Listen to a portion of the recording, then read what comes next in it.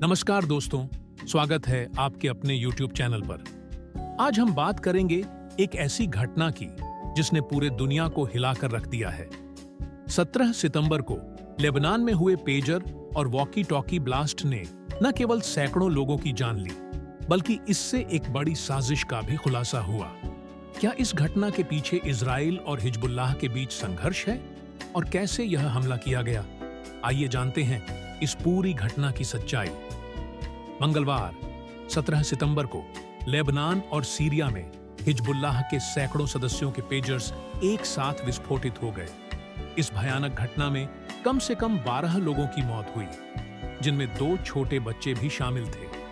हजारों लोग घायल हो गए। अमेरिकी अधिकारियों के मुताबिक इजराइल ने अमेरिका को इस ऑपरेशन के बारे में जानकारी दी थी। पेजर्स के अंदर छिपाए गए छोटे विस्फोटक एक रेडियो सिग्नल के जरिए सक्रिय किए गए। लेबनान सरकार और ईरान समर्थित हिजबुल्लाह ने इस धमाके के लिए सीधे तौर पर इजराइल को जिम्मेदार ठहराया है। इजराइल के सैन्य इतिहास को देखते हुए इस तरह के गुप्त और सटीक ऑपरेशंस की विशेषज्ञता उनके पास है। हालांकि इजराइल की सेना ने इस घटना पर कोई आधिकारिक बयान नहीं दिया है। इजराइल के रक्षा मंत्री योव गैलेंट ने अपनी सेना की तारीफ करते हुए कहा कि यह युद्ध के एक नए चरण की शुरुआत है। लेकिन मामला यहीं खत्म नहीं हुआ। बुधवार को लेबनान की राजधानी बेरूत और अन्य क्षेत्रों में फिर से विस्फोट हुए।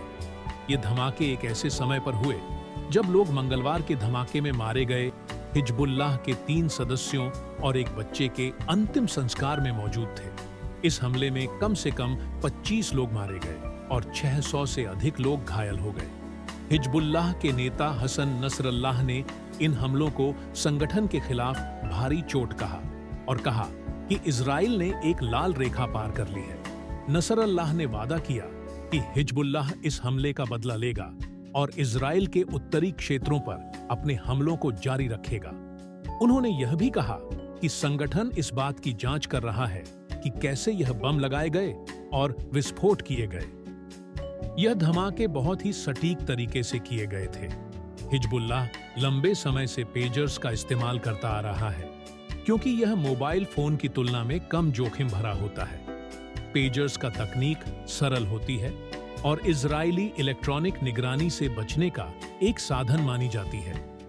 हिजबुल्लाह के नेताओं ने अपने सदस्यों को चेतावनी भी दी थी कि वे सेल फोन का इस्तेमाल न करें, क्योंकि इजराइल उसे ट्रैक कर सकता है। विशेषज्ञों के अनुसार यह विस्फोट सप्लाई चेन में हस्तक्षेप का नतीजा हो सकते हैं।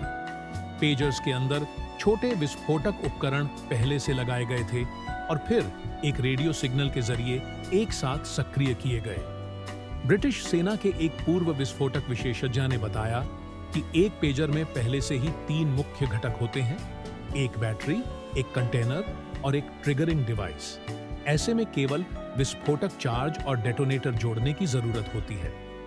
बुधवार को हुए हमले में वॉकी टॉकी भी विस्फोटित हुए और यहां तक कि कुछ सोलर एनर्जी सिस्टम्स भी फट गए। इससे यह संदेह और गहराता है कि लेबनान के सप्लाई चेन में कहीं गड़बड़ी हुई है, जिससे इन उपकरणों में विस्फोटक लगाए गए थे। विशेषज्ञों का मानना है कि यह राज्य स्तर की साजिश हो सकती है और इजराइल की खुफिया एजेंसी मोसाद के इस तरह की कार्रवाइयों में शामिल होने की संभावना जताई जा रही है। इस घटना ने न केवल हिजबुल्लाह को एक बड़ा झटका दिया है, बल्कि लेबनान और पूरे मध्य पूर्व क्षेत्र में अस्थिरता बढ़ा दी है।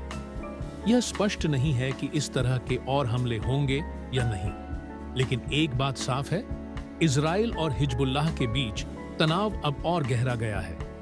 तो दोस्तों, यह थी 17 और 18 सितंबर को लेबनान में हुए पेजर और वॉकी टॉकी ब्लास्ट की पूरी जानकारी। यह घटना न केवल एक खुफिया ऑपरेशन का हिस्सा थी, बल्कि इससे क्षेत्रीय तनाव और भी बढ़ गया है। अगर आपको यह वीडियो जानकारीपूर्ण लगी हो तो इसे लाइक और शेयर जरूर करें और चैनल को सब्सक्राइब करें, ताकि आप आगे भी ऐसी महत्वपूर्ण घटनाओं से जुड़े रहें। धन्यवाद।